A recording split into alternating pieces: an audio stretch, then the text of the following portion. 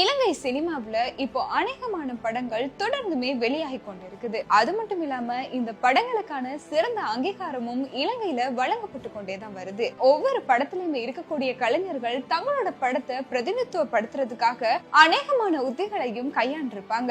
அந்த வகையில வெளியாகிற எல்லா படங்களுமே வெவ்வேறு தன்மையை கொண்டு சிறப்பம்சம் நிறைந்ததா காணப்படுது.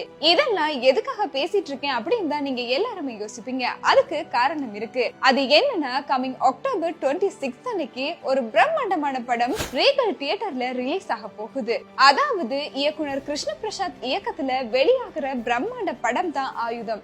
இந்த படத்தோட ட்ரெய்லரை அநேகமானவங்க பார்த்திருப்பீங்க. அது மட்டும் இல்லாம நல்ல ரெஸ்பான்ஸும் இந்த ட்ரெய்லருக்கு கிடைச்சிருந்துச்சு அப்படின்னு சொல்லணும். எனவே இந்த படத்தை பிரம்மாண்டமா தியேட்டர்ல பார்க்கணும் அப்படின்னு நீங்க ஆசைப்பட்டீங்கன்னா, நுவரெலியாவுல இருக்கக்கூடிய ரீகல் தியேட்டர்ல கமிங் அக்டோபர் 26 அன்னைக்கு ஆயுதம் படம் வந்து ரிலீஸ் ஆக போகுது. எங்களோட நீங்களும் ஷேர் பண்ணிக்கலாம். சோ மிஸ் பண்ணாம அக்டோபர் 26 அன்னைக்கு ரீகல் தியேட்டர்ல கண்டிப்பா ஆயுதம் மூவியை போயிட்டு எல்லாருமே பாருங்க.